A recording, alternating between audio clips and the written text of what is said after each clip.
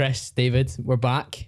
Another round of the three sort of wise men, and we're going to be talking about why that quote again, which we did for the 100th episode special. This one will be like 184, so not a special, but it's special when you two come and talk to me about all sorts of self-development, mindset, business, everything like that. We've got 15 quotes to work through. Before we start, Chris, you don't want to apologise to anyone that was offended from the last episode where you went viral talking about Elf. No, double down. Was that the last one? Double down. Yeah, we did a Christmas special and Elf shit. What did you say? the comment section was a sewer. Oh, mate, I actually remember reading one. It was like, this guy's life must be terrible. I know. See the abuse. That was my first experience with online trolls. It was honestly mental. It was quite good fun though. It was good fun. They were just commenting and boosting it on the algorithm. Was that on TikTok or Instagram? Instagram. TikTok was bad too, but They came for me. My message request, man.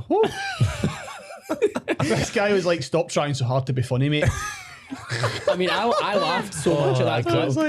I was like when my editor sent it back to me, I was like, excellent. And then the functional fitness one, people got annoyed by that as well. Oh yeah, but that's like a pure gripe with me right now anyway.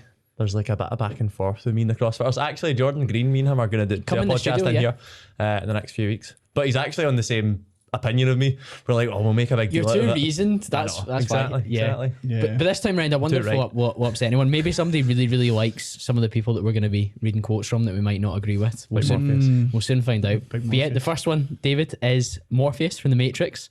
And he said, there's a difference between knowing the path and walking the path. This one actually just reminds me of the guys that you meet in a pub on a night out that tell you how they used to be in shape. And they tell you exactly what you need to do to get back in shape, and you're just looking at them smashing down 12 pints. But there is a massive difference between actually sticking to what you know you can. By the way, I've just got Invisalign, so I'm actually going to trip over my words on a repeated You normally sound so nice, but I'm flavoring all over the place. There's a difference between knowing the path and walking the path.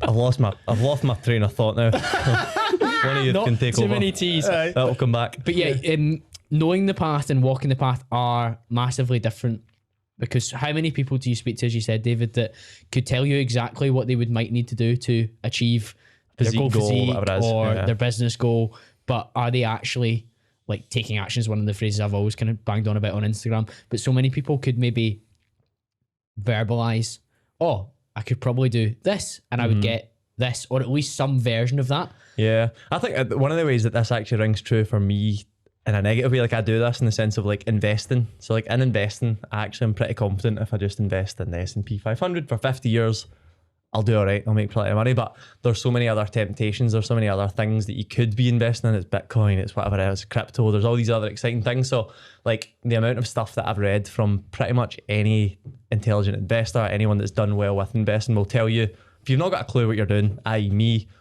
put money in the S&P, stick to it and kind of ride it out. But I know that, I've heard it from enough people, but there is still that temptation from external things to maybe pick and choose other things as well. So it's interesting. You can know the right thing to do, but not always choose it. And you can look at that in business relationships. You know, you don't want to do, certain things, but you'll still end up doing them. You can get a look at that in any light. But yeah, it's interesting. You can physique, business, relationships, investing, whatever that might be. I'm really struggling to speak, by the way, now that I'm speaking. Right straight about. Chris, what do you think of Morpheus for starters? I don't think you know it unless you walk it. I just think it's you might know it theoretically. You might know the textbook version of whatever path you're talking about, like getting in shape, building a business, learning a new skill. But until you actually get into it yourself and start walking the path and run into challenges and then figure out solutions, I think that's ultimately what leads to really knowing the path.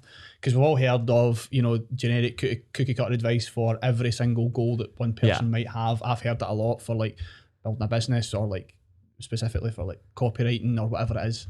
I just don't think you can, unless you're, I know it's the whole man in the arena thing, unless you're actually doing it.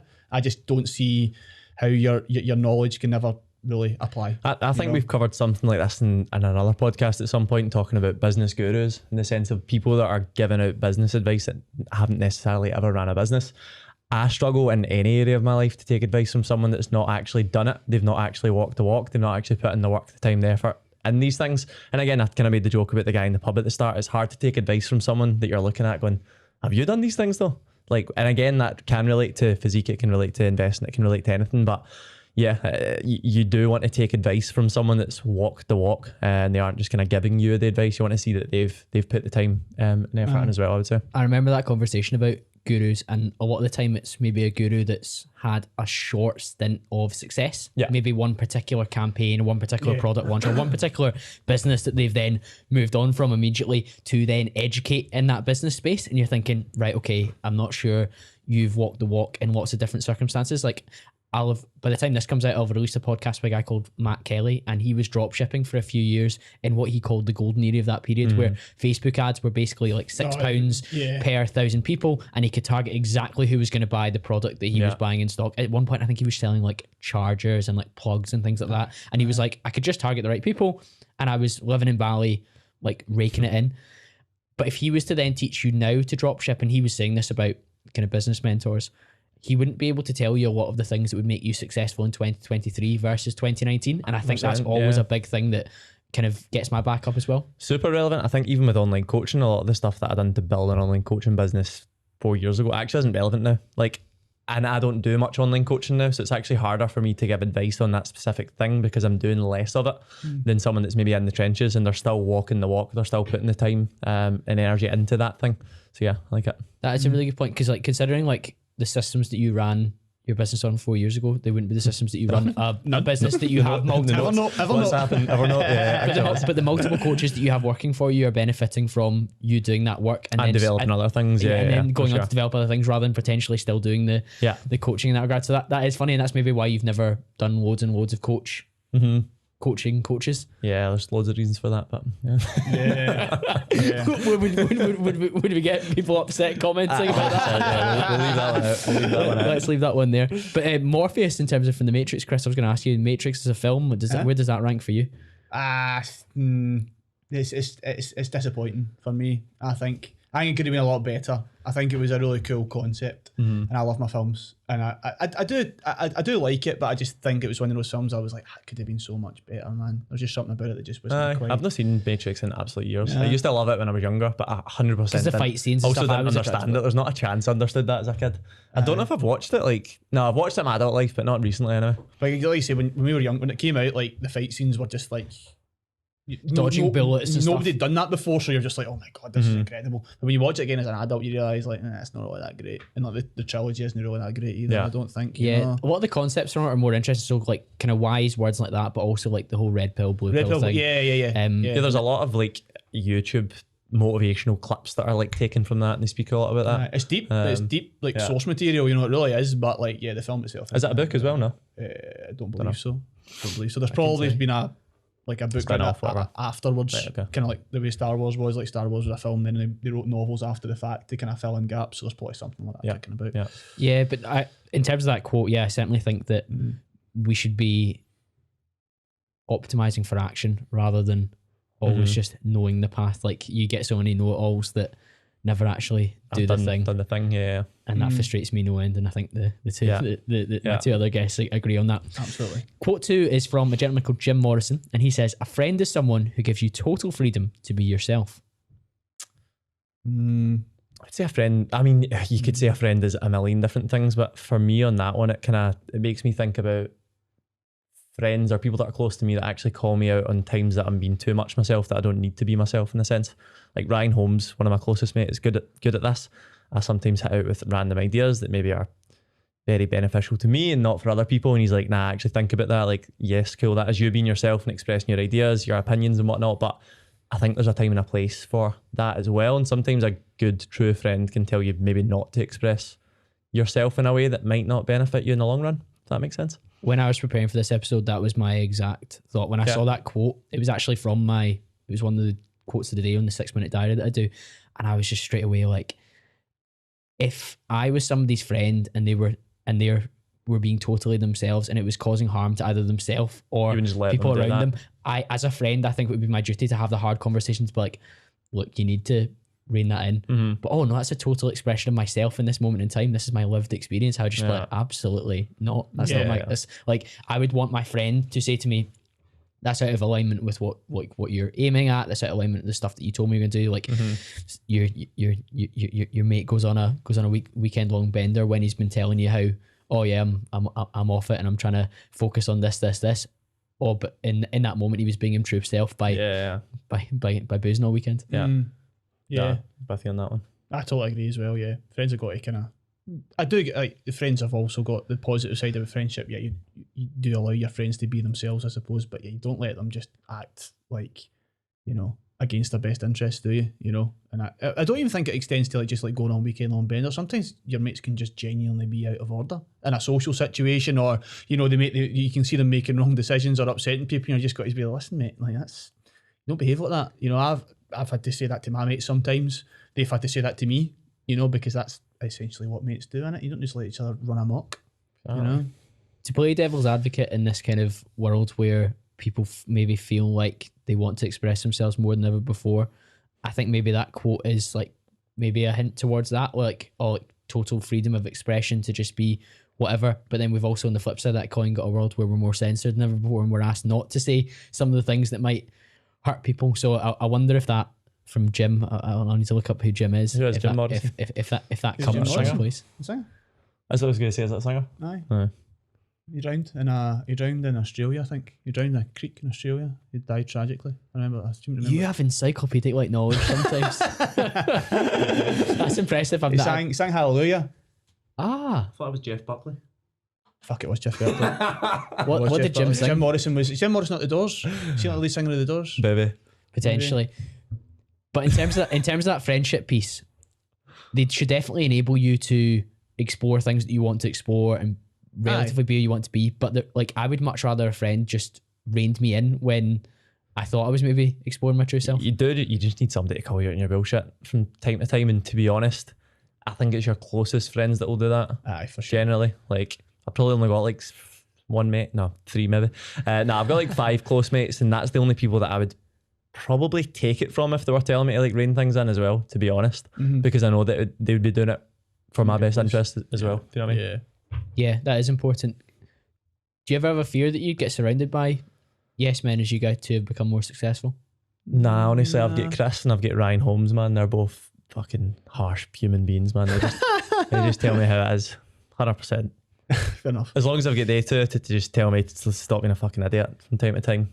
That's helpful. That's all I need. 2 mates like that. The rest of them can tell me yes all the time. I've been pretty lucky. Like my friendship group hasn't changed at all. I think we spoke about this in the other podcast. That whole advice about like you need to ascend friend groups and stuff like that. Get the same.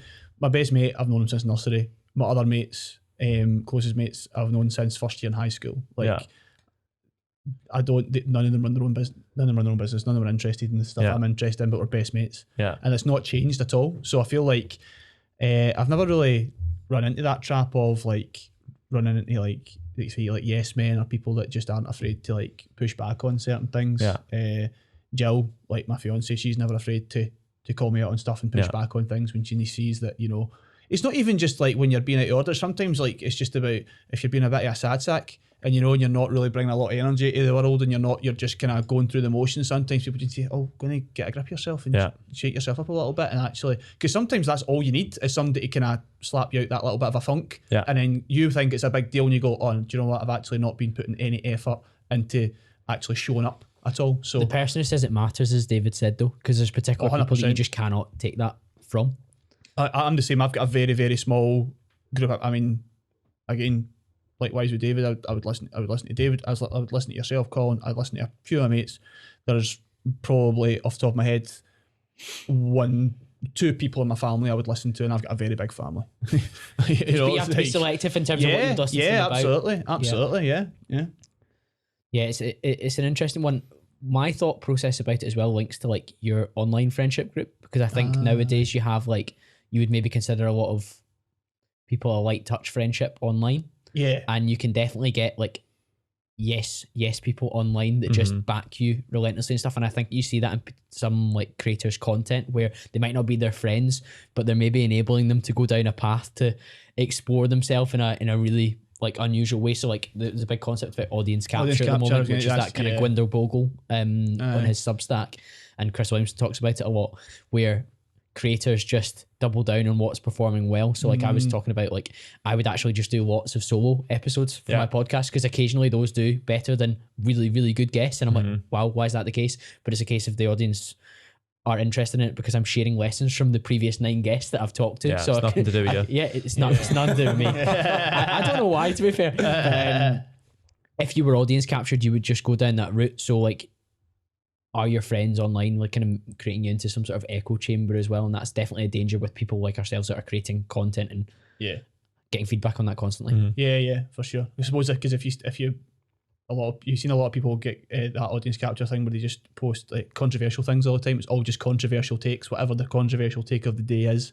You know, months gone by, say it's Andrew Tate or whatever is going on, and then it's like, what are you actually saying here? You're just riding the wave of controversy and giving your kind of pithy, sarcastic take on it. You're not actually showing up with anything remotely like valuable or entertaining, you know. And then you just become some kind of quasi commentator on social affairs, and it's like you've drifted so far from what you actually were, you know, just because you're riding that wave, because you get that feedback from people, you know. They need a true friend at that point to have a hard conversation with them.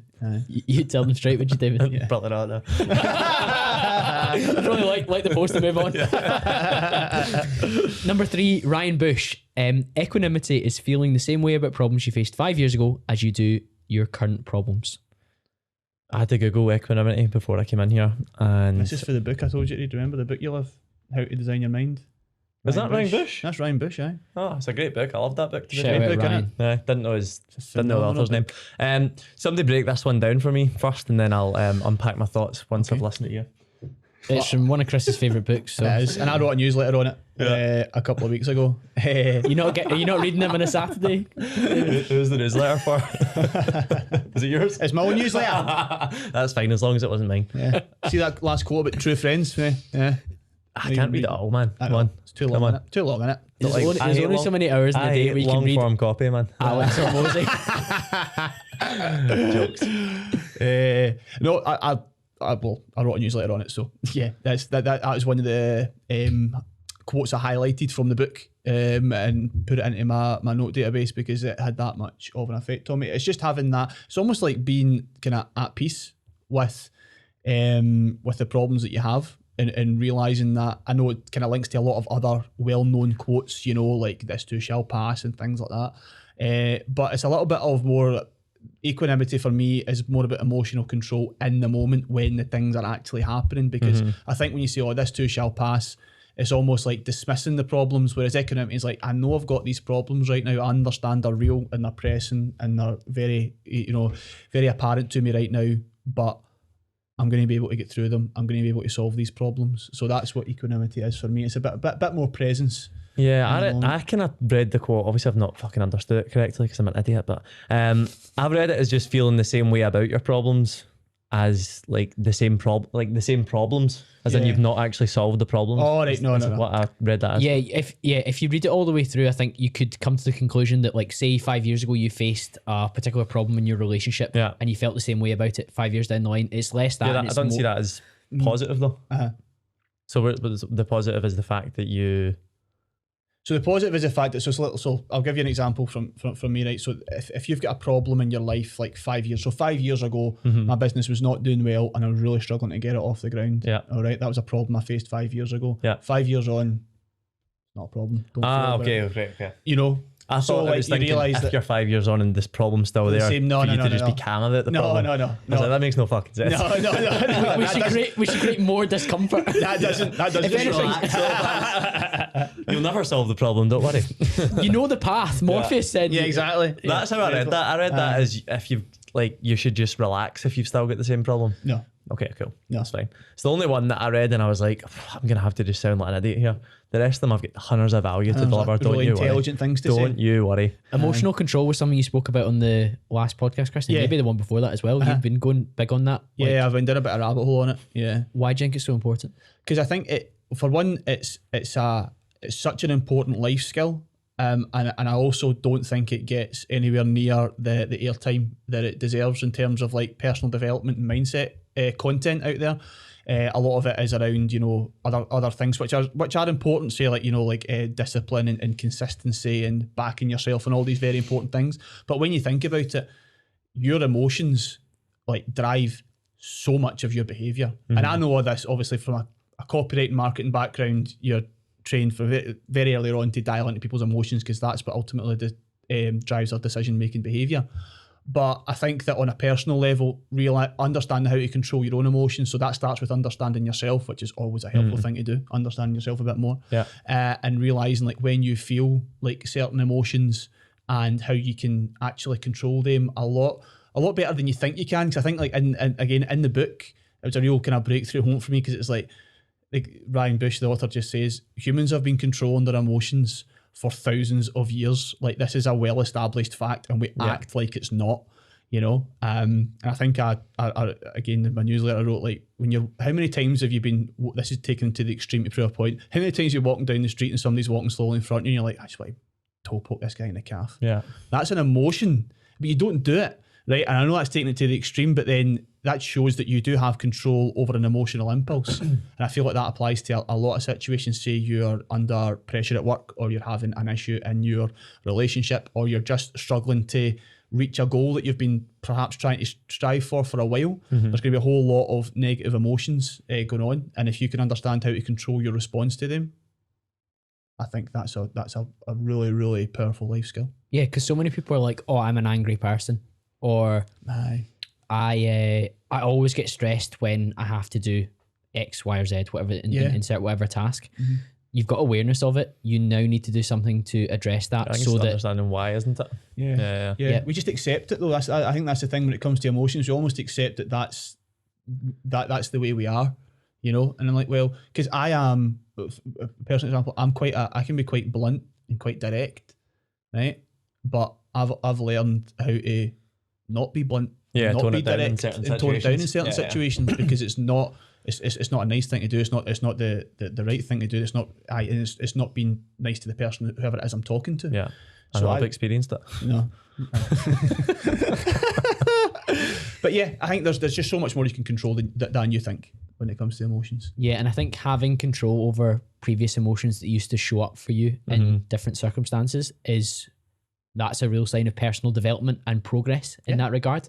So like if you were particularly nervous before a cold call, but you're finding yourself less nervous before more cold calls, or you reframe the nerves as excitement to get you ready, or whatever else you choose to do.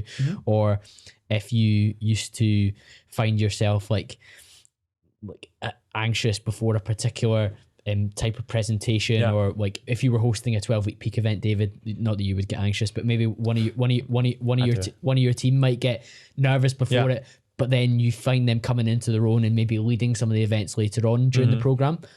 That's like a developmental model almost. Yeah, exactly. It's almost showing that they've gone through that process, and that's the process of equanimity during under different circumstances. 100%, yeah. It's interesting you say it's an under-discussed area of personal development. I would definitely agree. Yeah. Because I think like when I read it, there's like kind of 5 established stages of like mastering emotional control. And like the first one is like situational control. So it's like if you constantly find yourself in a situation that's causing you negative emotions, don't put yourself in that situation anymore. Now, the thing is, that's not always possible, because if it is your job, then yes, you can go find a new job, but that's a slow process, right? But there are certain situations that you perhaps put yourself in through bad decisions that are causing you those negatives. So like try to control your situations a lot better. I keep getting angry in the taxi rank after it out and end up in a fight. Yeah, don't do that. I actually think Jim Paradox is a dead simplified version of designing the mind. Like if you actually look at the concepts behind that book as well, I think it does teach you how to manage your emotions. I mean, it's a very, again, it's a more of a simple concept, and you've got your monkey brain, you've got your chimp brain, your human brain, but it does it covers a lot of the points in that book. Is it Designing the Mind it's called? Yeah, Designing the Mind, phenomenal book. But like I actually said to you, like you gave me it and I was like, I read a chapter and I was like, this is fucking confusing. The first bit of it is when you're trying to understand like mental models. Once you get into it, like I'd text you as soon as I'd finished it, I was like, that's one of the best books I've read for understanding your behaviours and also how to reframe and change certain behaviours and thoughts and emotions, like, or through emotions, I suppose. It's really just changing behaviours through emotions. Absolutely, 100%. Super, really good book. Really good book. Number 4, I don't think any podcast happens really without mentioning his name, Andrew Tate. Having things isn't exciting. Getting things is exciting. He's out of jail now, isn't he? Free Top G. Free Top G. He's not actually... He's under house arrest at the time. He's of not put out recording. any content yet, has he? I've not seen I it. think there must be conditions of his Yeah. situation. Anyway, having things isn't exciting. Getting things is exciting. I couldn't agree more. I think I've had some big goals across the last 7 years of business, whether that, again, physique goals, business goals, but when I actually look at once I've achieved them, I look at when I was the most excited about it, and it's not necessarily when the launch has happened. It's when the launch is happening. It's not like necessarily when you look at your physique after 12 weeks. It's what you're doing to develop that physique over a 12, 16 week period. So, and I think a lot of people with that one, dopamine is obviously a good word when we're looking at like the pursuit of getting things. A lot of people assume dopamine is the molecule of like achievement. It's getting something, but it's actually just of wanting more, of having more. I think I've covered that in the last podcast. Yeah. I think I was balls deep in a book on dopamine the last podcast, and I just rhymed off. At the same time, I had TJ Power on, who's a British neuroscientist, and he was talking about the pleasures in the pursuit. Yeah. And it's all to do with when you're pursuing, like, so if Andrew Tate's pursuing an Isnt Bugatti, he's enjoying the pursuit of doing that rather than when he actually gets the Bugatti. Of course, he enjoys that. And like we were saying before we hit record, I've just got a new car and I'm really enjoying the new car. Yeah. But I was also really enjoying the process of working out whether I'd made enough money to get the new car and the work that I needed to do to close the gap and make that happen was important. One for me, and this one would be like holidays, for example. Like I've got some big holidays this year, and I'm buzzing for them and I'm really looking forward. But I also think back to like last year when I took a lot of time off last year, but on some of those trips, I'm like, I'm actually itching to get back to work. So I was like totally discrediting all of the 6 months previous where I was like excited about getting it. I got there, I had 2 or 3 days where I was super excited and I was having a great time, and then I was a bit like, okay, cool, what's next? When's my next trip? What am I doing next? I'm going back to work. So definitely, the pursuit and getting things is, I mean, that is what creates the most dopamine. You don't actually get that much of a spike in dopamine. Like, well, you do when you've just achieved something, but thereafter it dissipates pretty fast in comparison to what it's at in the pursuit of something. Just interesting. It drops off quick, doesn't it? It's like post nut syndrome, isn't it? Same as that. That's true. Well, you see, that's probably chemically what's going on with guys. Yeah. The pursuit of achieving sexual copulation, ticking 100%. that box, getting the girl to Honestly, once you've done it, you're like, get away from me. Not nowadays, Kirsty. But in the past, it was much more about the pursuit, wasn't it? But that was where the excitement was at, and then it happens, and you're like, oh. But that's how I was wondering how many revolutionary episodes it would be before we get cancelled, and it appears this is it. This is the 4th time we've been on. Nah. Just the 4th time. I think we're safe on this ground. Are we right? We talked about dolphins the first time you two sat down. I said post nut syndrome, and what did you say? Something about copulation? Copulation. God, we're different. No. And I was talking about designing the mind. You're like, oh, the chimpanzee's quite good as well. That's why I'm here. It's to dumb it down. Resident Thickle. It is to dumb it down. I'm okay with that. Chris, having things isn't exciting.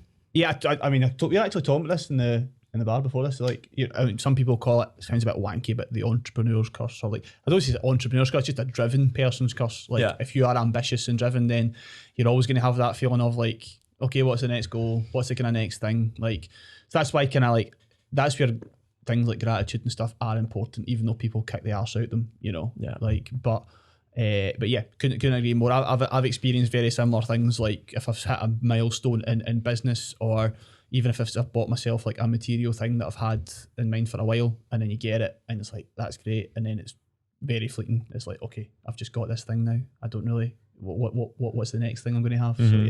So yeah, the wait again. You spoke about a car a minute ago. Like the wait on getting my car was probably more exciting than generally getting it. Getting it felt the same as getting my last car, to be honest. Yeah. Largely after a day or two, I was like, The only thing I'll push back on when I thought about this quote was, so for example, when you're driving your car at the moment, David, you're still probably enjoying the fact that it's that car. Mm-hmm. Like, I don't know how long it's going to take for me to stop enjoying the car that I've got, because it's a step up from the car that I had. Mm-hmm. And I'm not really easily pleased in all regards, but I'm easily pleased in some things where if it's something that I've wanted and it's like a significant jump for me, I'm going to notice that for a reasonable period. Yeah. Whereas if you're somebody that's maybe always had that particular thing and you've only just slightly leveled up, I think there's a smaller change. So I suppose it comes down to what that achievement is and how big of an achievement it is as well, I suppose. Like, how do you still feel in your car just now? Are you still buzzing with it? Is that worn off? Definitely worn off. I would say so. I would say so. Like, it's a nice car, but it doesn't. See, I still like my car. Like my car, the car I got now, that was a jump up. It was a big jump, yeah. Yeah, it was a big jump, and I would say that obviously it's not the same as when we first got it, but I still have like little moments when like I see it parked. I think, oh, I'm just an ungrateful looks- cunt. So that was really good. That was really good. Yeah, of course you can. Yeah, we said post nut syndrome. I know. that's not sweary. Everyone knows what it means. So. But you still get a lot of buzz off the car. I'd say so. I would say so. Yeah, I still like enjoy driving it. I'm still looking at like have little moments, I suppose, just randomly when I'm just like, oh, this is pretty cool. Yeah, yeah. Like, I've bought things in the last little while where when I put them on or when I look at them, I'm still like pleased about it. Like especially if I think like, and this is such a strange framework to work off, but like, what would younger Colin feel if this was the case? And I do that with my physique all the time because somebody said to me the other day, I was in the spa at David Lloyd and he was like, oh mate, you're like massive. And I was like, it's like a young guy. And I was like, thank you. But I don't notice that I'm that different from like 2 years before or whatever else. It's different. But I loved the process of building the physique. Yeah. And I guess having it now, I'm just like quite content with it. Obviously, I notice differences when I do something like your photo shoot last year for the 12-week peak. Like it's like an extra 10% more dialed in, so it's a bit more it stands out more so. But noticing that somebody else is like, all right, okay, that's of a significant level. I'm still happy with how I look, and I think you wrote today about loving how you look and that being such a rare thing. But I'm still happy with that. Did you write that, Chris? No, way. I wrote that. No. As if he's writing something as bad as that. I was about to God, say. that was I need to post a bit of content today. Come on. Yeah. There was no thought work in that. No. But it's an interesting concept. Your though. framework around, I suppose, and there's that popular Instagram quote that's always remember. What is that actually now? I can't remember. Remember thinking about the things that you want that you now have. What am I trying to say? Yeah. You know what quote I'm talking I about? know exactly what you mean. Remember a time where you dreamed about the life you have now. Yes. And it kind of it rings true to that. And it's something that I probably don't do enough, like actually sit and reflect back. Like I get like I've been mega stressed the last 2 weeks, and I've been stressed about things that I probably would love to have been stressed about 3 years ago. Oh, so like that's another good way to problems. like think at it. Like like the problems I have now, like I look at them, I'm like, well, they are problems. They cause me the same amount of stress as problems I had 3 years ago, but they're much more positive problems. Like I'm worrying about fitting 500 people into a ball, like a big ball that we're throwing. Like that's a fucking cool problem to have, but it's still a stress. It's still a problem. So even with like positive things, I suppose positive and negatives, it's good to think back or like, what are the negatives in my life now in comparison to 5 years ago? Because you're always going to have shit going on in your life. You're always going to have problems. It's just, what are those problems? And are they better problems to have? Because everyone has problems. See, I think that's interesting. I think this might be a different take on this. I think because everything that like I've built in my business and life has been built with Jill. I have another person alongside me because you both are, well, you're no longer single, but you've built a lot of it as a single man by yourself.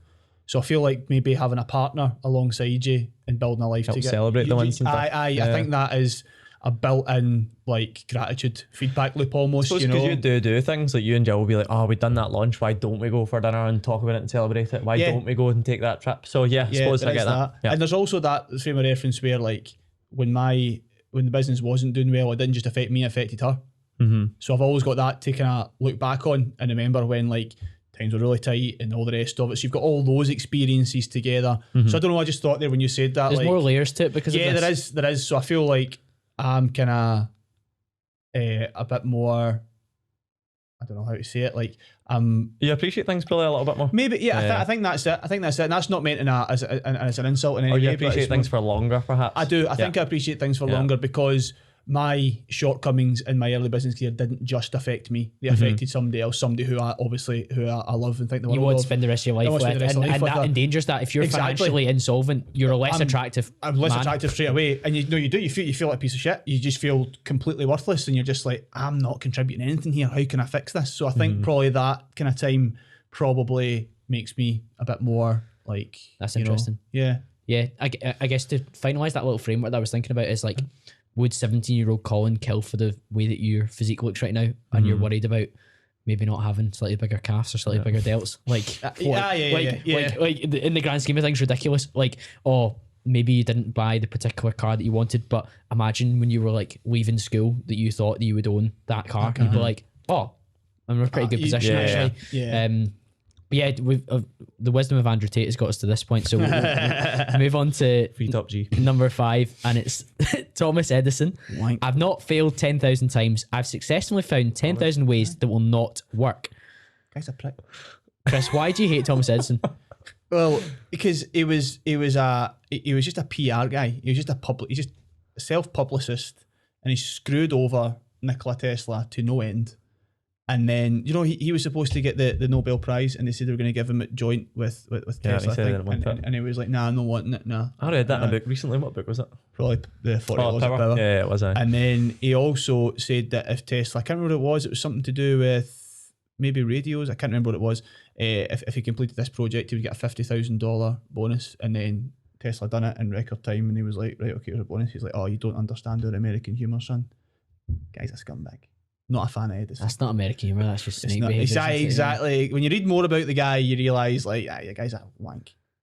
So sorry for that sidebar. But the quote is also bullshit. I don't like it. I don't know. I get it, but I just think it fetishises failure. And I'm just not into that. Like, everybody loves to talk about failure as if it's this great thing, right? And all of us around this table have failed before. Every person, we all know everybody on the planet's failed, right? That's just a universal truth. But see this holding it up as some badge of honour, I just think it sets this unrealistic standard for a lot of people of how you're supposed to feel when you fail, because you feel shit when you fail. Yeah. Because if you don't feel shit when you fail, you're not chasing anything worthwhile. Simple as that. You know, earlier, like up at rugby, earlier this season, we lost a game that we should have won. We failed, right? We failed. I did not play well. I did not help my team. I did not feel good about that at all until I got back on the park the next week and we won. But did you successfully find one thing that did not work whilst playing rugby? That's the back end of his quote. Okay. Yeah. Aye, that's the yeah. I get what it's saying. I do get that. Like, I've successfully found like 10,000 ways that will not work, and maybe I'm being too like literal here, but I'm just like, yeah, maybe that's just not working, mate. Maybe that's just, you know, maybe you should just try something else. Because I don't know, I just don't like the fit that the kind of the framing of failure is something that's, you know, inherently good, and that you should just be like, oh great, I failed, right, okay, what next? You know, it's talked about all the time, and I think that's because previously, and this is similar to a lot of things that we've kind of moved the goalposts on in recent years, failure was such a bad thing that it was devastating. It was maybe like final. Yeah. And failure's not final is actually a useful quote. 100%. But nowadays, like you say, it's fetishized to an extent where people are always wanting to talk about their failures, maybe not talk about the back end of this, which is, I found out that didn't work. Right. What's next? Like, I'm an extremely practical person. I just had an episode on Sunday there. It went out. It's actually one of your clients, David. Ellie, she's a dating coach in Dubai. Ellie from 10. Oh shit, yeah. She's not my client. She worked with NTN. She worked at NTN. She's anyway, she's Bing's pal. Yeah, that's class. So Ellie is extremely like spiritual and helps a lot of women. And I was thinking, like, throughout the conversation, I kept asking her, okay, but what next? Like, what do you do after you do this particular thing? And it was great because there was steps, but she's just not used to verbalizing them to somebody like me who's wired like in terms of like action orientated. One step, ABC 1 2 3. Yeah. And after the call, she was like, "Oh, that was like fun to actually explore my framework in like a like an action based plan way." And I certainly think that when people are maybe talking about failure all the time, or like this went wrong and that went wrong, would we not much rather we move forward from there and we talked about, yes, that didn't work, but I found 10,000 ways that do work, because he's just like, oh, 10,000 ways that will not work. Yeah. Thomas is at it. I think he's at it. I think he is. I think it's just one of those, like, you know, if you fail, if you're getting repeated failures, similar to this, that's a sign to me, like, again, to change course. You know, like, I think I've said before, like, I tried to run Facebook ads as my first kind of digital marketing venture, and I was absolutely hopeless at them. And this is when they were really easy to run, by the way, so I was really bad. And I was like, well, this clearly isn't my thing. So then I moved on to like copywriting, and then I was like, okay, I'm actually good at this. Like, so that's the difference. I'm good at this, so I can then make something of it. So yeah, I just think he's at it, because it's also that, like, the other one, Michael Jordan. I missed like 9,000 shots in my career, and I'm just like, one, you're not Michael Jordan. If you're posting that quote, chances are you're an absolute wet wipe. You're not Michael Jordan. Like, you've got no hope of being anything close to Michael Jordan, right? The guy's a billionaire, a 6-time NBA champion, an absolute cultural icon across the world. He has no relevance to you whatsoever. He's also probably wired in a different way from that person. So I spoke to Keith Campbell on the podcast, who's a professional on narcissism. Yeah. And he was talking about Jordan, and he's saying he is the archetypal example of a successful grandiose narcissist. Yeah. Because he's so successful, his teammates and his people around him were willing to put up with his narcissism and build the project around him to move forward. So they had Rodman in defense, they had Pippen that would pass him the ball, and these guys were built for Jordan to score the baskets to win the games, and they just had to accept that. Whereas, like you say, maybe the people sharing that, your infrastructure is not going to be built perfectly around you, and that's been shown by the fact he's now obviously the owner of Carolina. Is that right? Carolina. Can't remember their the NBA team, but anyway, he's the owner, and they're awful. Because again, it's not about him. He's the owner. He's trying to build. Obviously, he's responsible for building a culture and building a team. There's a story about him when they drafted some new guy, and the new guy was kind of having a bit of a laugh and a joke with him, and then Michael Jordan just like took him 1-on-1 and absolutely smoked him. And the guy never hardly played again because he was just like, Michael Jordan was like 57, and he just smoked this young guy on the court in front of everyone. Charles Barkley, he totally just ended his friendship with because he criticised that team as well. He criticised them for not being able to do well with that team, and he's like, fuck you. Yeah, there's loads of stories about that. He's wired differently, so sharing his quote and trying to emulate his mindset is probably not helpful to most people. Anyone that watched that documentary realised he's an outlier. Absolutely, 100%. So there's a really good book, by the way, that I think a lot of your audience love. It's called The Cost of These Dreams. It's sports stories written by a guy who wrote for ESPN for years, and the stories are incredible. It's just actually a good book on life, not just about this, obviously through the lens of sport. And Michael Jordan's one of the stories in it, but not about him, his playing career, him now, and the insights the guy gets into, and you're just like, oh man, this guy's an absolute fucking psycho. A bit sore. Yeah. Let's move on to Herman Hesse. Learn what is taken seriously and laugh at the rest. I like that. I'd say I do this pretty well, to be honest. You do. I have 2 or 3 areas of my life that I take seriously, and the rest of it, I do as I'm well. just a fucking idiot. So You're really good at being jovial about stuff that just doesn't matter, David. yeah, but I think the big thing is there's very few things that matter that much. And again, even regardless of what you do with your life, in fact, again, Hormozy speaks about this a lot. Nobody's going to remember it after 30, 40 years. Maybe if you do something phenomenal, 100 years. Maybe if you do something unbelievable, 500 years. But after that, nobody's going to remember anyway. So I think life's too short to really take everything seriously. Like, yeah, you need to have a plan, you need to make goals, you need to have aspirations, you need to do things, but in all honesty, like, nothing lasts forever either. So have a bit of a laugh whilst you're here. I found this quote quite helpful because I can be quite a serious person. You both know this, but I also was just like picking things where I was like, you know what, I can't get quote unquote knickers in a twist over this. Like, I can't lose the head or lose the rag over this. It's just ludicrous. Like, I just have to laugh at it. Like, you can go so far down the rabbit hole on particular issues where you get yourself like so pent up. Like, one of the ones I've seen loads talked about at the moment is like the tap water. Oh, like it's got too much fluoride in it or something like that, and it's like causing us problems. And I'm thinking, like, in Scotland, best tap water ever. Yeah, but it's slightly different in England. They put something in it that we don't put in it or something like that. I don't know. It's definitely tastes like harder down south. I don't know if you noticed that. We were in London last week, and you can tell a difference in the water. I actually don't drink water. I only drink water in the UK, in Scotland. It's just a weird thing that my mum's always like, oh, just drink Scottish tap water, don't drink English tap water. I've never drank English tap water. That's so funny. I thought that was like normal. What do you drink when you're down there? I'll just buy bottles of water. Yeah, and wine. London especially. London's water's meant to be pure bad. Just wine. London water's honking now. It is. It's minging. I turn it into wine. But I mean, I don't know why you're getting yourself wound up about that. But you can go down the rabbit hole in so much stuff, and other times you just have to like laugh it off. Otherwise, like, what burden would you have to carry? Me and Chris, I'll need to tell you this story off camera. But me and Chris were speaking about something at the bar a minute ago, and it was actually something quite seriously that negatively affected my business. Like, it was bad. Somebody critiquing something, to be fair, and it wasn't great. It wasn't a good feeling, but there's a story off the back. You've had to just laugh it off, yeah. But yeah, like, I was absolutely raging about it, and then I was like, do you know what? I can't do anything about this now. I had to just laugh at it. It was so ridiculous that I just had to laugh at it. So even when I think things maybe are necessarily like quite serious things, I think sometimes if there's fuck all that you can do about it, if you can't positively change that situation, sometimes the best thing is to just humor, laugh about it, like make a joke of it. I don't know how many people listen to this will have experienced traveling from Glasgow to Carlisle and south. Were you on the train when you went down with Jill, or did you fly? I've been in the train down that hills before. Recently? Not recently, no. Okay, so over the last 2 months, there's been works on the line between Glasgow and Carlisle, Right. which have meant that for a full month it was closed. So there was no direct train between Glasgow and Carlisle. You had to get a bus Brilliant. or go across to Edinburgh and then down.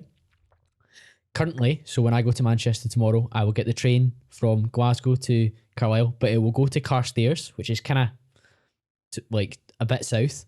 It will then stop. The driver will change ends and the train will go backwards, kind of towards Edinburgh, and then down. It takes 2 hours to go from Glasgow to Carlisle at the moment on the train. So it adds an hour, a full hour to your journey. Now, I was initially, when I saw this, was like an extra hour is important because that's an extra hour meeting, that's an extra hour like use of my time, or I have to get up an hour earlier to make like a particular meeting that I normally go to when I'm down south. But now I just laugh because it's just the ludicrous nature of our infrastructure in the UK, in particular Scottish Railways. Like you just have to laugh because if you didn't laugh, you would cry. But that is actually going back, I suppose, to point 3 to an extent on you learning how to master your emotions and for it to not let it affect you, because for most people that can't master their emotions, that would massively affect you. So I think being able to use humour to override shitty situations like that is super like flight useful. delays, train delays. Like I definitely in the past, like I would be like sweating and angry, but like you just have to be like, what are you gonna do about it? Like, you're just sweating. just sweating on a hot train, just furious. The aircon's off. But yeah, I certainly think that helps. And both Chris and I shared to our stories today the guy that was protesting at the snooker. He jumped on the table and opened up like this kind of dye, didn't he? Some sort of powder or disruption. something like that. Now, funnily enough, I actually don't know what he was protesting. I can bet it'd be like climate crisis. Just stop or oil. environment. Pill. Stop the oil. Just stop oil, mate. Yeah, just stop it. Just stop it. Just stop oil. Yeah. Did you see that easy. video of them protesting the oil and there was all these it was- But does it not make you laugh? vegetable oil truck. Did It's you see vegetable that? oil. But does it not make you laugh? Sorry. Of course it does. So like it makes me a bit angry if it was like my shop or my commute or like, I was at the snooker and they got disrupted. Yeah. But the thing is, I just find it funny because I think these people are completely ill-informed for one and like captured by a particular ideology that I just cannot agree with.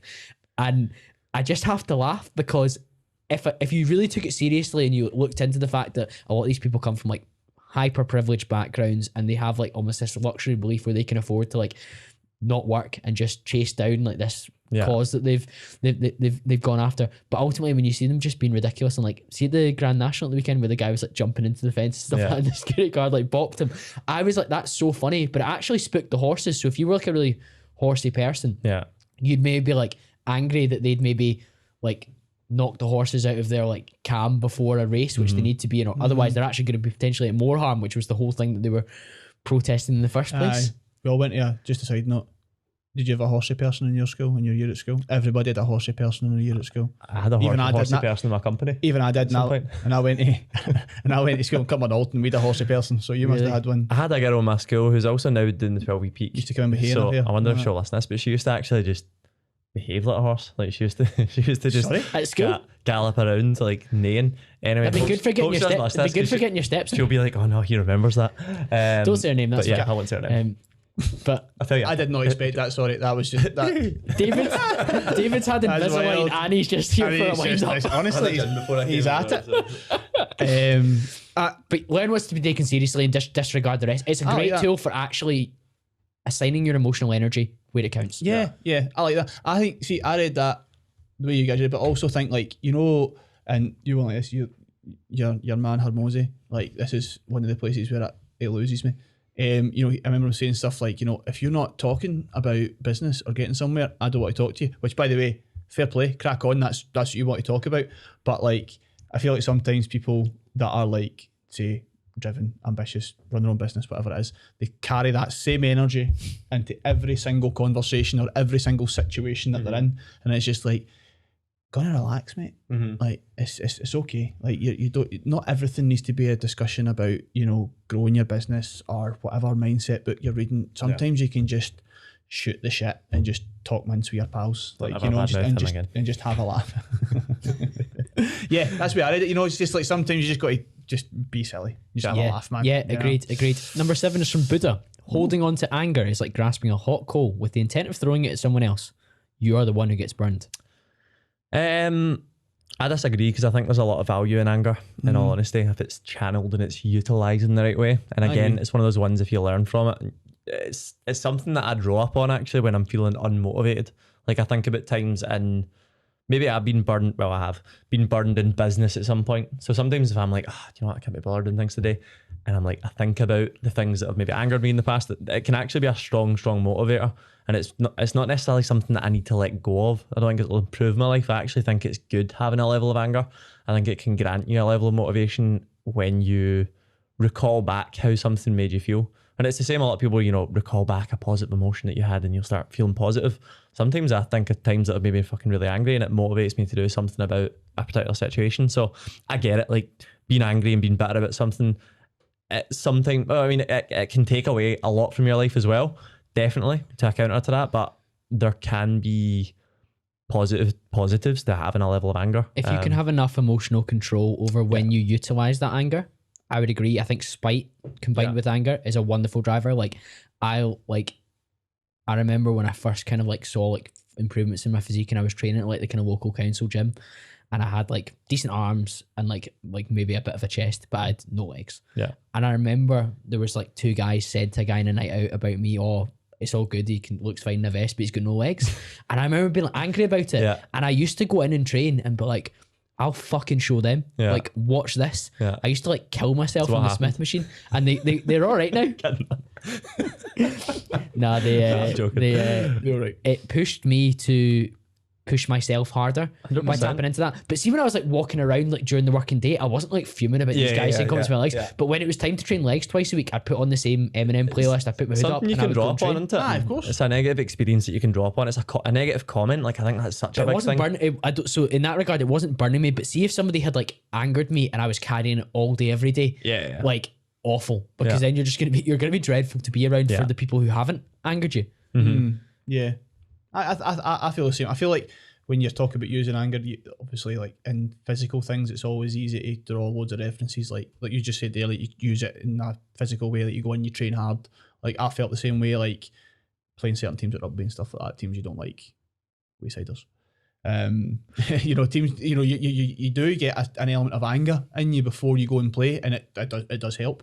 And they're all the famous stories about like Tom Brady, how he used anger and there's loads of famous examples of people using anger to their own advantage. But I think like what that quote's getting at for me is like when it says like holding on to it, and it's like that's not good, is it? If you're just holding on to anger towards like a certain person or a certain situation in your past, then rather than drawing from it. Yeah, I think that again that just turns people into like really bitter. Like can you turn them into victims and just like woe is me martyr type people who are just the worst people to be around. And I think that can happen to people without them actually realising it, and because they're not resolving their anger. Agreed. Number 8, courage is resistance to fear, mastery of fear, not absence of fear. And that's Mark Twain, sorry. Yes, totally agree. I think that's bang on. Do you know that Chael Sonnen talked about this recently? He was on Andrew Schultz's podcast, and that was hilarious. So good, wasn't it? He's funny, he is tremendous. But he spoke about how terrified he was, and of John Jones, wasn't it? Before fights, but before fights, he's like I was and I recently listened to Brendan Schaub was on My First Million podcast with that Sam Parr guy. Yeah, and he said the same thing. I've heard Michael Bisping say the same thing. So these are all UFC fighters, but they've all said like, I was absolutely terrified. John Jones said that about Rampage Jackson. That's what I'm thinking of. But that's probably the most feared man on earth. John Jones, the best heavyweight fighter, if not fighter ever. Yeah, and he still uses fear as like a positive in a sense. So it's resistance and mastery. Like that's great. Like of course it's not absent. If it was absent, there's probably something. You're some sort of psychopath. Yeah. Because I remember reading an article once, and it was talking about they'd done a study on Navy SEALs. Who were at an outpost in Afghanistan, but they were there with regular infantry, and because they were like quite far out the outpost, they would be the first point of contact for any attack from the Taliban or whatever, and they were monitoring like different things, and one of the things they were monitoring was like their heart rate and stuff, and when nothing was happening, the Navy SEALs' heart rate was through the roof. They were just like wired. As soon as words came in about an attack, their heart rate dropped, and the regular infantry's heart rate went up. So it was almost like a flip. So like, I don't doubt the Navy SEALs were still afraid to a certain degree, but they were obviously, my take on it was they were channeling it in the right way. They were like, right, time to go to work now, you know, and they used that and it actually brought their heart rate down and they were so much more clear and focused. I remember reading that and thinking that is mad, you know. That's like, mastery and resistance to totally fear. Isn't it? I mean, what else can it be? I mean, because a natural response is, well, there's somebody coming over that hill that wants to shoot you in the head. Like, if you're not scared of that, I don't like there is genuinely something wrong with you, and they wouldn't pass the psychological test to be in the army if there was something genuinely wrong with them. If they were psych, I don't think so anyway. But yeah, that's wild, isn't it? Yeah, wild. But yeah, I love that quote because I think people sometimes assume that I should stop being scared of particular things, but there should always be an element of fear about some of the stuff, particularly if it's like a stretching goal or something that's new. Like you running this ball, you've run events before, but there should be an element of fear, like, oh, what happens if this doesn't work out? What happens if this doesn't work out? But you need to master that in order to make the event happen to a successful conclusion. Oh, you were looking at me. I thought you were going to No. Chris is just looking forward to the ball. I can't wait. He's not invited. How many people, Jink, will come up and remark how big you are, Chris? I'm hoping at least double 5. figures. I'm hoping at least 5. I'm not going to lie, because that makes my day every single time I meet somebody from the online world and they see me in person. They're like, "You're massive, mate." Thanks, man. Cheers. Number 9, Leo Tolstoy, and he said the 2 most powerful warriors are patience and time. I actually recorded a video on this, not using that quote because I'm not as intelligent, but I was chatting about how a lot of coaches say they always say trust the process, and it basically translates as be patient and continue doing as is. But trust the process is fine until you realize that the process that you're doing is not actually working. So you've actually made a note there saying what about the quality of where are we?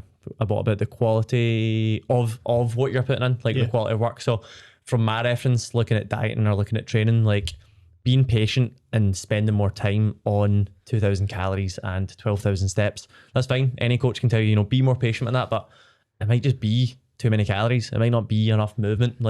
There's being patient and there's, utilizing time, but there's also having an element of well, is this working? If not, I need to change something. Something needs to change rather than just trusting the process or being patient. I see this in both your businesses. If you just kept doing the same things that you were doing 3 years ago and you were patient and put in the time, you'd probably still get similar results. But you've continued to upscale and improve. And if I relate it to the podcast, we're 184 episodes in or whatever when this comes out. If I just kept doing the same stuff the whole time, yes, there would be an element of growth, but not the growth that we've seen because I've indexed on the quality. We have more studio podcasts now. The quality audio is great. The quality of the video is great. We do short form clips. I ask hopefully better questions. I bring more insights myself and I get better guests. If I just consistently put in the time and the patience, and that was the only 2 metrics that I optimized for, I don't think you would see the results. I think for me that comes back to that other quote, which is, patience with results and patience with actions. So I think what you're saying there about and yourself, Colin, about the podcast or getting in shape, having patience, having patience in time with whatever your end result is, spot on. But be impatient with the quality of it and the actual methods you're using. So if your goal is to get in shape, right, that's your end goal. You've got to be patient with that. But are 2,000 calories and 12,000 steps not working? Well, you need to change something. You need to, if you've given it enough time, you need to change something. Don't just stick to that blindly. I'm always referred to as the most impatient human being.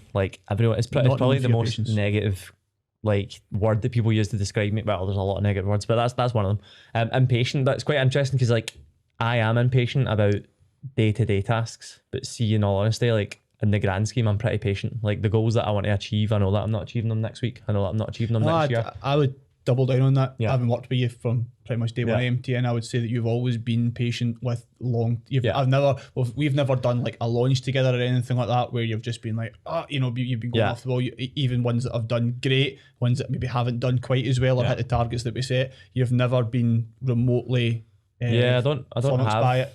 I think I've got a terrible level of immediate patience and a great level of long-term patience. I'm pretty patient with the stuff that I know because I think that also comes down to confidence and knowing that I'm going to achieve what I've set out to achieve in a longer time horizon than most people probably give things. But yeah, I like that a lot. Play long-term games, can't lose. Yeah. Number 10, Brian Tracy. If you have to eat 2 frogs, eat the ugliest one first. So Well, is share this my shots doing- first. Yeah. on you So go. Brian Tracy is a author mostly about time management, and I think this is the whole Do the hard thing first. yeah. So if you have to eat 2 frogs, eat the ugliest one first. And from a time management perspective, that should free up bandwidth because you're focusing your most amount of time at the start. So there's 2 schools of thought of this, and I fall into both at different times. And I've actually spoken to Chris about this before, probably quite a long time ago now. Sometimes at the start of your day, when you have the most bandwidth, the most freedom, the least stress, you should tackle the thing that's going to move you furthest, quickest, and like do the most difficult thing, whether that's sitting down to write and engage with your like what you're wanting to type out before you've consumed lots of social media or had lots of conversations or maybe been like distracted, or you've opened your emails and found that shit, I'm going to have to do these urgent but not important tasks. But then I spoke to Chris about this, and this one that we'll see if you remember this, Chris, about sometimes trying to start on something that can give you momentum. So you don't always have to go in. So say David's number 1 task for the day that's the most important thing is really daunting, and it's writing something that's going to take you a long period of time, or building a strategy out that's going to be really important. You might not feel up to that immediately, and I've seen this in your day design before as well, David. Sometimes do things that give you some sort of momentum to the day, to be like, right, I'm alive and kicking, I'm moving now, maybe I've warmed up to do this hard task if it's not immediately or likely to happen for you. Yeah.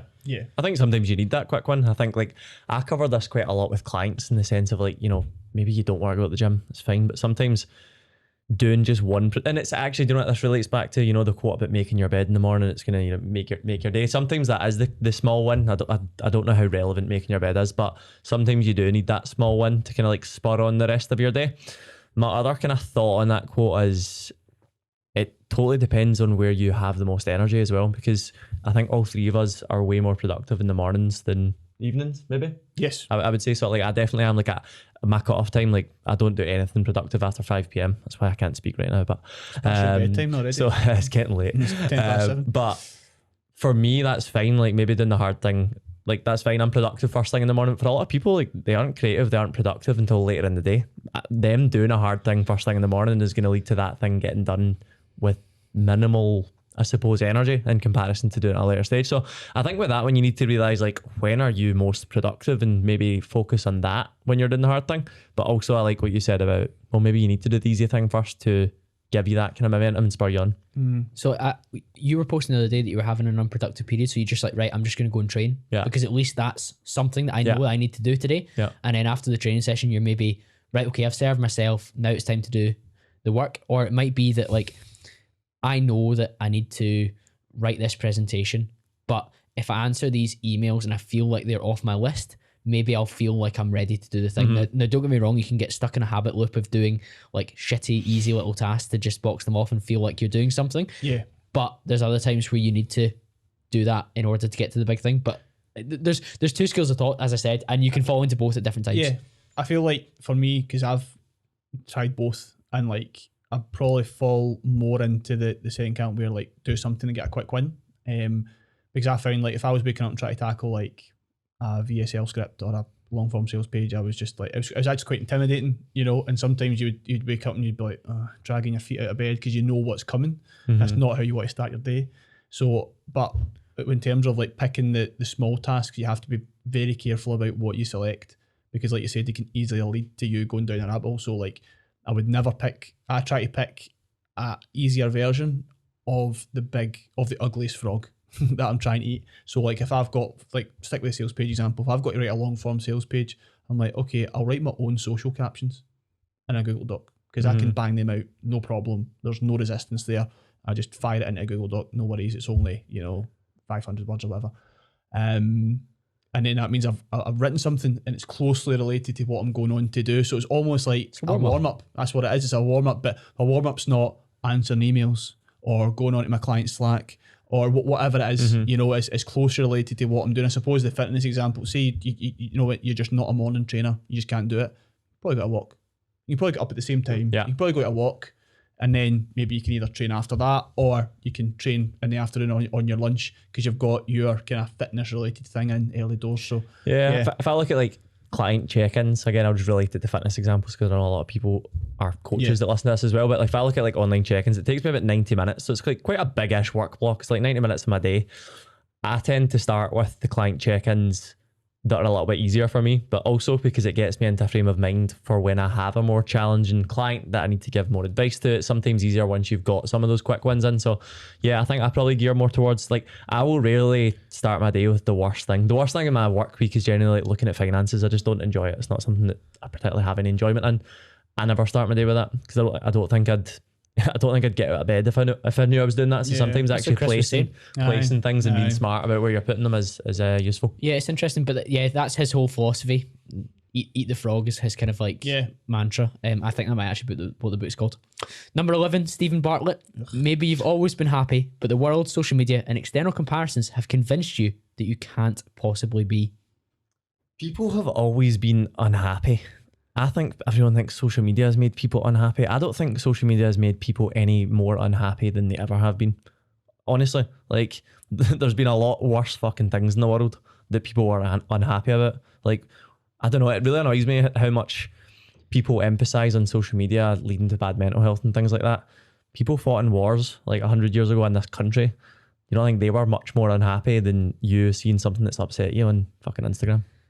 My thoughts on that. Yeah, I think there's a lot to be said for that in terms of perspective, and I don't like that social media is demonized as the be all and the end all for absolutely everything, because while it's one variable that's changed, it's not the only variable that's changed. Like, whenever I make a change to my routine or my lifestyle, it's normally like one or two things, and I can assign what the effect of that was. So like, if we look at our lives from when we were in secondary school through to now, there's been lots of things beyond just social media that have changed about our lifestyles that would impact how we feel. So I think it's, like you say, it's a bit disingenuous that it's the only thing that's difficult. And that whole comparison piece as well, and one of the phrases we used the last time was that comparison's not necessarily the thief of joy at all times. In fact, it can be like a motivator, or it can be like an opportunity to compare yourself and stimulate yourself in a better way. So I do think that, as per a lot of Stephen Bartlett's content, it's aimed at the, maybe what you would call the midwit, who is quite happy to have a very simple solution that's, social media and external comparisons have convinced you can't be happy. Yeah.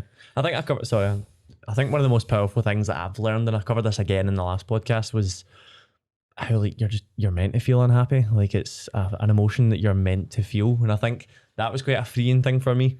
Like, I definitely did cover this last time, but it was a freeing emotion because I didn't have any guilt around feeling unhappy. I was like, oh, well, I'm meant to feel unhappy from time to time. And again, it's something to compare being happy to. You're never gonna feel truly happy if you haven't felt a level of unhappiness to compare it to. So again, you need these comparisons in life, in all honesty. Also, do you not think before you've logged into social media, you would know that if you were feeling unhappy? So like, he's like, maybe you've always been happy, but the world, social media and external comparisons convinced that you can't possibly be. Yeah. No, like, before I open my app, I probably know what my mood state is. There's very few things that would make me unhappy based. The only thing that I can imagine that would make me unhappy based on social media is if I went on and everyone's tarnishing me, saying that I'm a beast or something. Yeah, something that's like something unrecoverable from. Yeah, something that's unrecoverable. You know what I mean? Like slandering me or something. But like, other than that, I mean, again, I suppose people are more sensitive to certain things than maybe I am, but there's very few things that I could imagine seeing on social media that really truly upset me. Chris, personally. Are we allowed to ask you about this? What does that even mean, that quote? Like, honestly, what does that even, I can't even begin to ascribe any meaning to that. Like, it's just pithy nonsense, isn't it? I mean, maybe you've always been happy. You love Stephen Bartlett. Oh, mate, honestly. Again, do you know what? He's got an incredible show because of the quality of the guests he has on the set. 100%. He asks some good questions at times. Yeah, 100%. However, the challenge is he is now optimizing for short form clickbait nonsense. But like, see these guys that are coming on saying calories aren't real and stuff like that. Dweebs really bad. Really bad. That's. I think you got a lot of backlash off that one. So he should. Do you know whose comment section got a lot of backlash? Chris Williamson, when he was talking about dating dynamics. Oh, really? And Chris responded saying, I've angered Fiat 500 Instagram. And I was howling because like I was saying, a lot of Bartlett's content is aimed at the kind of mid-wit, like easy explanations. That's Fiat 500 Instagram where they're like, oh my God, life's so hard. Social media's ruining my life. While spending 8 hours a day on Instagram and TikTok. Yeah, exactly. But see that, like, again, that is to me just saying like, yeah, everything's conspiring against you. You're the victim here. Like, maybe you've always been that, but the world, social media and external comparisons, like, nobody cares about you, mate. Nobody cares. Like, the world's not conspiring against you. Like, the world is what you make of it. It's your interpretation, right? It's what it's. That's quite freeing as well. Like David said, exactly. Like, so in the same way you recognise you can be unhappy at times and happy at others. Exactly. Nobody cares. So either clean up your feed, stop using social media as much if it's really affecting you that much, which is probably not. There's probably something else in your actual real life that's not going well, and you're just ascribing it to the fact that like, oh, I've seen this thing on, you know, Instagram and it really triggered me and upset me. Is it really, or is it because you're maybe in a dead end job, or your relationship is toxic, or you've got shitty friends, or you're out of shape, you know, or you're just a state and you need to clean yourself up? It's not just social media, there's wider things. Exactly. That's maybe you look like a bag of custard. A sock filled with custard. So that was what you said. As Mike Harrison would say from Biceps and Banter. Yeah, exactly. Fucking hopeless. Jesus. Anyway, number 12, somebody you like a lot better, Chris. This guy, Robert Greene. We like Robert Greene a lot better. He's the man. Yeah. He said, detach from people's shifting emotions so you're not caught up with in the process. Focus on their actions, which are generally more consistent. Love this. I submitted this one. Louder than words, don't they? That's it. But I think, see, for me, I don't know about you, but working with clients like the way that we do, like business to business, like they're business owners, so they're up and down a lot, you know. And some of our clients are like, you know, running pretty large companies, and there's a lot on the line, and they're pushing for some pretty big goals. And I used to be quite bad for reading into like how they were on Zoom calls. And, you know, because I'd be like, oh, maybe they're not very happy with our work. Maybe they're wanting X, Y, and Z from us and we're not delivering. But then when I took a step back and actually looked at their actions, and I'd just be like, yeah, they're completely happy with everything we're doing. There's no issues here whatsoever.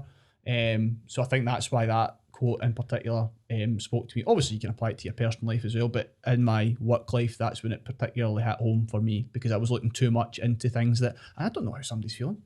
For all I know, one of you could be, you know, fucking clinically depressed. I don't know how you're feeling. I can't tell what your emotions are, but I could just look at your actions instead. And I think that's probably a much healthier way of going about it, rather than trying to guess how somebody's feeling, you know. I like it. I like that a lot. And one of the things that stood out to me as well is like, also sometimes you see how people verbalize and present themselves, but know them by their deeds. So in the same way that, of course, you could say like a client like maybe was a bit antsy on that Zoom call, like are they unhappy with my service? It's quite likely they maybe had a bad Zoom call the one before it and they're taking it out on you. But also you see people like, oh, maybe paint this picture as like a very virtuous, charitable, like helpful person, but then their actions are completely contrary to that. And then like, you see other people that maybe like what if you're going to rant about Stephen Bartlett, I'm going to rant about Lewis Hamilton, because he's like this big climate crisis advocate, and yet he literally drives fast cars around the racetrack for a living and flies these private jets all over the world. And that for me is kind of like, know people by their deeds rather than like their words and their emotions and how they present themselves. And I think that's a helpful way. And I think Robert Greene, in terms of mastery, paints a really good way forward for us to analyze people and actually understand what's going on rather than just the veneer that we're presented with. Yeah, totally agree. You've read Robert Greene, haven't you? I'm currently reading it again, actually. I realised I only had the concise 48 Laws of Power. Oh, of course you did. Of course, which is a 4-page version. The actual 48 Laws of Power is fucking massive. I know. Fast book though. Really good. Aye. Yeah, I actually quite like that you can just, like, you don't need to read it cover to cover. You can just pick you can something dip that it out, applies to can't you. you? 'Cause some of them, pick a lot. Again, pick a lot and read them, because some of them, again, might not apply to your current state of mind, which I think is super interesting. Absolutely. But yeah, great book. I think once you read through it once, because I've read it, I've read it 3 times, but like I've read it twice cover to cover. The third time I just picked it out and went with it in and out. But Mastery is always in my top 3 books I recommend. It's had probably the biggest impact on the book that's had the single biggest impact on my life is probably Mastery. And you're like, I would consider you to be very well read, so that's quite a statement. Yeah, absolutely. Okay. Number 13, Tim Ferris. What would this look like if it were easy? I love this. Yeah, I submitted this one. I really like it. I like it a lot. Also, it makes me think about like what would I need to do for this to be easy, for me to feel like this was easy. I think that's a nice way to look at that as well. It's a different quote obviously, but that's kind of when I first read that, I thought, my mind went to like, say my business done £1 million revenue, which is not quite yet. We're quite far off. What would I need to do for that to be easy? Because I've spoke to some people recently who do that on a consistent monthly basis, not even yearly basis. And I'm like, well, what have they done to make that easy for them? Because for some people, that's relatively easy. So it's like my mind on that one just went to like, what would I need to do to make that easy for me? Because for other people, they might look at my business or certain aspects of my life and think, well, he's got it. What's he done? Because he makes it look easy, without actually thinking of all the stuff that I've done to make it look or appear easy enough. Well, the physique thing. So I told you that I dieted down for 6 of the 12 weeks last year, whereas most people who do a 12-week peak would do 12 weeks of dieting, whereas I was bulking I was still in a gaining phase for the first 6, and I did 6 weeks. But that's because I've lifted weights for 15 years, been pretty dialed in with nutrition for like 8 of that. Years. So it was a lot easier to do that. So it was made to look easy by that. Yeah. So like what would this look like if it were easy? Probably a few years down the line with more experience and better processes and systems and better emotional control. But I had the kind of the opposite experience with that, because when I read that, I was trying to get my copywriting business up and running, and I didn't have, and everything you read was always about investing in really expensive courses or like running Facebook ads and basically all these complicated things. And there's a lot of overwhelm. Basically, there's all these people shouting about different methods, and I was just like totally overwhelmed. And then I remember reading that from Tim Ferris, and it was like, what would it look like if it were easy? And that then spurred me to say, well, I would just email people directly from a Gmail and get them as clients. Yeah. And that's what I did. And then that's what built my business. So I was just cold emailing people, totally free, just literally manually going on Instagram and find their email addresses. I've spoken about this like loads of times on other podcast stuff, but basically just going and find their email addresses, just send them a personalised email. That's all I did. That was easy. It was free. It let me practice copywriting from pitching people, and it landed me 3 clients that led to me to build the business I have now. So like that's what it kind of inspired in me, was more like immediate, like what is it? What would it look if it was easy right now? What could this process be that was easier for me to implement? Immediately. People would look at that from a transformation or a fat loss perspective, because I think it's the most confusing industry on planet Earth, with all the stuff on keto, intermittent fasting, whatever it is, whatever the best approach is. But if you look at like what would fat loss look like if it were easy, I would move more and I would eat less. Like it is easy. It is easy. And I'd probably eat as close to what I eat now, provided you're not eating like a total arsehole. But I'd probably keep my diet similar-ish foods. Adjust quantities. Adjust quantities. I'd food swap here and there. Yeah, that's the easiest, rather than going like, okay, I eat like this, and then I'm going to go eat keto, or I'm going to go try so this. What's the first stepping stone that I can take? What's the easiest first action that I can take? It's always a good way to look at that. Yeah, that's like, I had a fitness YouTuber called Mark Lewis on the podcast who lost like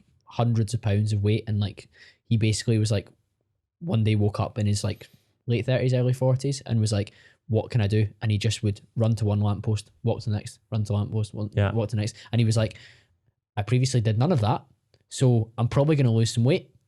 And it was like, what is easy right now to do? Now, don't get me wrong, that was painful and hard for him to do, because he was living this lifestyle that was just so but that was much easier than joining a gym and setting up a push-pull leg split or whatever else, because that to him was just like, right, I'm not getting involved in that. But he was like, well, I can just get some trainers and run every night.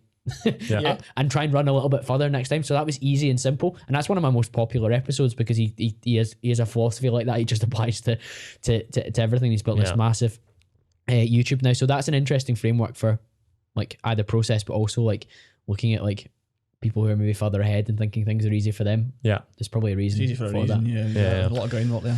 Right, we're in the home straight, guys. Number 14, Ryan Doris. Don't fake passion, because when you run into someone who's truly passionate, you're going to look like a fool. I love this one. Yeah, it's an interesting one. I think I always kind of relate this back to people that were maybe in the fitness industry that seemed to be fucking killing it. They had all this passion, they were making all this amazing content, and now they're not actually even in the industry at all. I think you can fake it till you make it in the short term. I don't think you can do it in the long term. I think that's my kind of point on that. You can do very well in the short term on that. Yeah, I think like for me, like we were talking about this over text call when I sent you this quote. Like I realised I wasn't really passionate about fitness when I started thinking about you more. Cheers. Like genuinely, because like I So was for like, background, Chris was a coach. You're genuinely passionate about it. Yeah. You were like when we first started online coaching and stuff, and then like when Dale came on the scene and stuff, I was just like, I don't care the same. I don't as they care do. the same as they do. Like I don't care, and I know it might sound bad now, but like I just didn't care as much about clients as they did. Mhm. I didn't have the mental bandwidth to handle that many clients. I just couldn't do it. I'm not passionate about this. Like I've never really got excited to train. I've trained 3-4 times a week for pretty much since I was 15.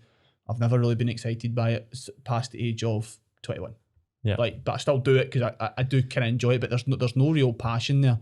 And I think for me, when I read that, I was like, yeah, that's bang on, because I think a lot of people talk about things maybe they enjoy or when they're in the initial stages of something new, and it's like, yeah, this is my passion. And I'm like, let's see how you go 6-12 months down the line. Maybe you've run into a few challenges, things have went stale, you've not quite get the same novelty involved in whatever it is you're doing, and then we'll see if you can be passionate until you monetize it as well. So see when the pressure comes on. Yeah, it might be totally different. flips it. I think that totally flips it, doesn't it? When it becomes when your hobby becomes your job, then I think that can also see it with footballers, don't you? Yeah, you see it so much with fitness as well. Like you see the amount of people that just love training. Like you, for example, most people actually 2-3 years ago were like, "Is Colin a PT?" Remember people, it's just why doesn't Colin just be a PT? It's like, well, he's not actually passionate about the aspects of coaching. Maybe doesn't want to help people get in shape. I've never been buzzing, and David, you and I've gone back and forth so many times about what we could maybe do. It wouldn't be me working with somebody's calories and training on a weekly basis. It just doesn't fire me up loads. I like the idea of like bringing people on and helping people, but the minutiae of doing it doesn't give me a buzz. So I would get found out because I would come up against you and Dale or whoever else in the scene that like lives and breathes it and like loves it and gets a buzz from it. And like you say, you run into someone who's truly passionate, you're gonna look like a fool because you're not on the same level. In the same way, you see people start a podcast that are like, oh, I'm going to be famous, I'm going to get these sponsors, whatever else. Episode 8 in, they're getting like 200 downloads and they're like, fuck me, this is bloody tough. Or they maybe don't get the guests that they think they're going to get. So they fall over and they look like a fool because they can't keep it up. I think there's so many different areas in life that you can see people like think maybe they're not even faking it, as Ryan said, fake passion. Maybe they're not even faking it. Maybe it's just not as deep as they assumed it was. Yeah, like that. Self-awareness is a hard one. I think that's what it's getting at, is like, actually think about what you're saying. Like, are you really passionate about that? Like you say, like the minutiae is a really good point there, because it's like, well, see, when you get into the nitty gritty of things, like, are you really going to be still bringing that same energy? And I've kind of think I wouldn't, and again, I'm not going to make the mistake of faking passion, but like compared to coaching, when now we're doing like copyright marketing, like I'll happily like critique somebody's email that reached out to me on Instagram for free, and I'm like, would I have done that with somebody's training program or their calories? Probably not. Yeah. Probably would have been like, I can't bother doing that. That sounds like hell. But like if somebody it fires you up. I'm like, right, brilliant. Okay, I'll go on. I'll do a Loom video. I'll talk them through the changes. I'll, give them basically a free coaching set, because like, that's what I like to do. That clearly you get a buzz from it because you're sharing a skill set, and you know how valuable that can be as well. Exactly. Yeah. Yeah, it's interesting. Like, I don't always think people should work within their passion, but you should be passionate about the process and like what you're getting up to as well. Like, 100%. Like we were, you've both met Dan at my birthday last year, my 30th. Yeah. We both run the student division for the company we work at, and we were hiring for a third business development professional, and we couldn't find the right person, because in the interviews I'd sometimes ask them like, oh, what are you passionate about? And they'd feed me some like bullshit about like, oh, furnishing student accommodation. And I'm like, if you work in sales, are you passionate about you will making be money? Though if one of them is truly passionate. What are you passionate about? Futons, mate. Yeah. I love futons. See the back detail on a sofa, unbelievable. Like, that's just not true. Whereas I think like, if you're a sales professional, are you passionate about making money for yourself and your family? Are you passionate about chasing particular purchases? And that all sounds shallow, but that's going to drive you more to make the calls and the emails than it is to just like, David, you're buzzing to get involved. I was just gonna say, it's funny, I actually just triggered my mind. So obviously podcasting, how many episodes you on? 184.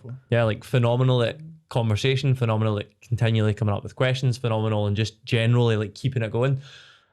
Like, you're clearly mad passionate about podcasting in general. again, I'm in that percentage of someone that started a podcast. And to be honest, I remember doing it. I was like, I was doing a podcast to make content just for the sake of making content. I had zero passion behind making the podcast. And even just thinking and watching how you conduct yourself with this comparatively to me when I was trying to, get the fitness, get the MTN host, podcast. Yeah, it wasn't there. Part of that's experience, 100%. Like you've been doing this a lot longer, you're going to be much better at it. But part of it was like, I was probably doing it for the wrong reasons, and I didn't have passion. Like I wasn't like, I want to make a great podcast. I was like, you wouldn't have done it if there wasn't the end goal off the back of it. Exactly. Yeah. So there's a lot to be said for that. But just look at yours. Like you haven't necessarily monetized this until very, very recently, and even then, it's it's not what you probably want to be in the long term.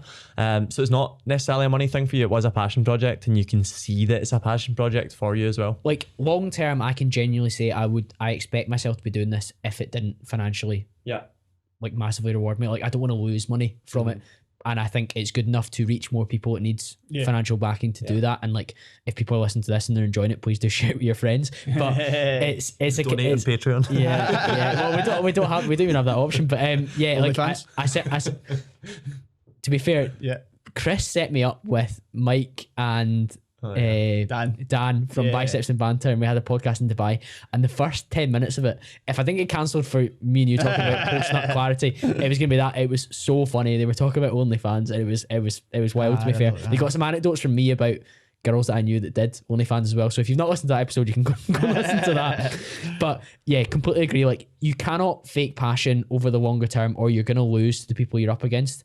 And it's probably going to lead to you pivoting far more between different things that you're doing. Yeah, absolutely. Last quote, and this man, as well as Andrew Tate, is obviously red hot on the internet, and that's Alex Hormozy, who's David's biggest love interest, apart from, of course, Kirsty. He's bigger. And Alex said, people who experience a victory early on are more likely to continue with something than those who do not.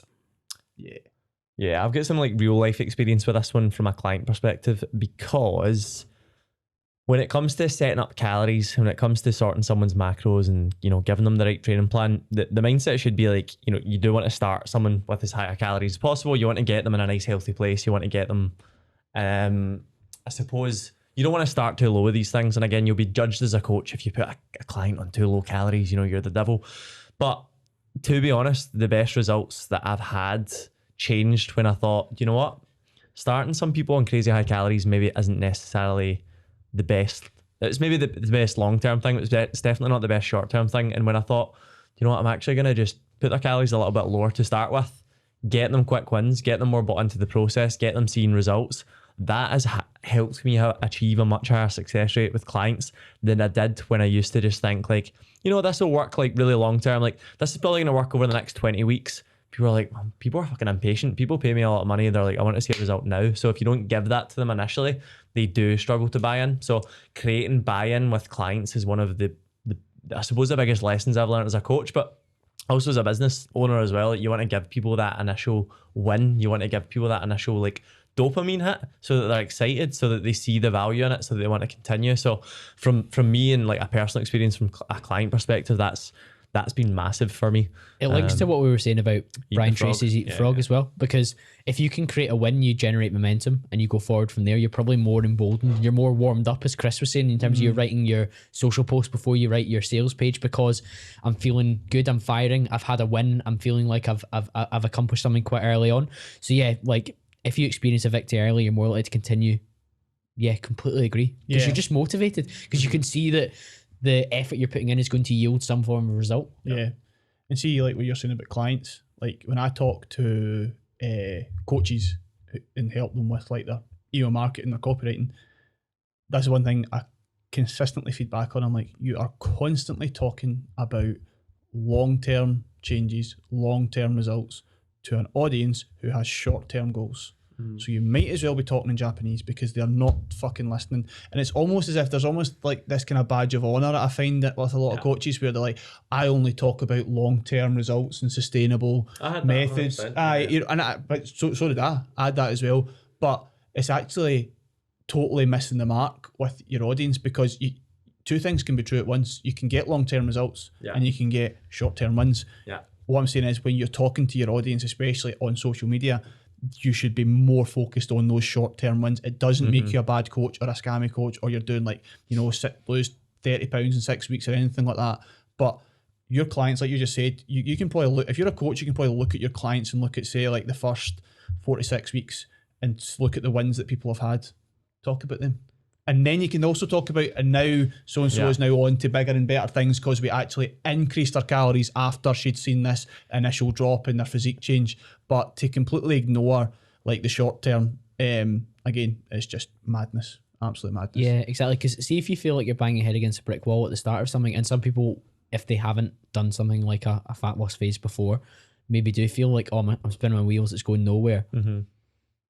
They do just need some sort of sign, like from the heavens above, that this is the right path to go on. Absolutely. So let's get them some sort of win early, whether that's a scale weight drop, or whether that's a photo we put side by side and you look better, whether it's a PB in terms of how we've structured your training. Yeah, I actually think about like when I was learning guitar when I was like 10, 11, 12, something like that. I think like one of the smartest things to do when learning an instrument is to learn, how to read music, it's to learn scales, it's to learn all that stuff. But my guitar teacher was like, oh, I'll just teach you how to play. I can't remember what it would be. It would have been like fucking some Led Zeppelin song or something that was really cool. It wasn't Smoke on the Water. He hated that song, but it was something like easy. No, it was the White Stripes, Seven Nation Army. Like super simple. But I was like, oh, this is fucking amazing. This is so cool. Yeah. Whereas if he was like, oh, let me show you what the E string does and the B and the, I'd been like, oh, okay. But he was like, let me show you this. And that left me after that guitar lesson like, oh, we could be a rock star. You're much more stimulated to then go and learn the notes then as well. Yeah. Because how did I do that? Yeah, exactly. Yeah. Help you run before you can walk. Exactly. Bang on. Alex Hormozy, your man. Oh, I love him, man. You do. His class. Everything he puts out is gold. He's also releasing a new book soon. I'm going to promote it for him right here. It's called $100 Million Leads. Are you excited? I'm actually very excited. How phenomenal is his first book? It's pretty good. It's phenomenal. He's also got another book called Gym Lunch. It's also really good. You've learnt a lot though, because you've actioned it as well. I have indeed. Yes. You have indeed. Well, gents, let's take it home. That's been another fun one. Why that quote? David, where would people be best to continue the conversation with you? Over on MTN coaching at MTN coaching, or personal Instagram, which I think is just dhat MTN or dhat _ MTN. I'm actually not sure. I think I changed it. It'll be linked in the show notes. And Chris. I say this wrong all the time. At Savvy Scholar Chris on Instagram. And your email? My email is chris@thesavvyscholar.com. And he does reply, but do not ask him about his hair routine. No, that's a secret. Guys, thank you so much for joining me. I'll be back to speak to you all again very, very soon.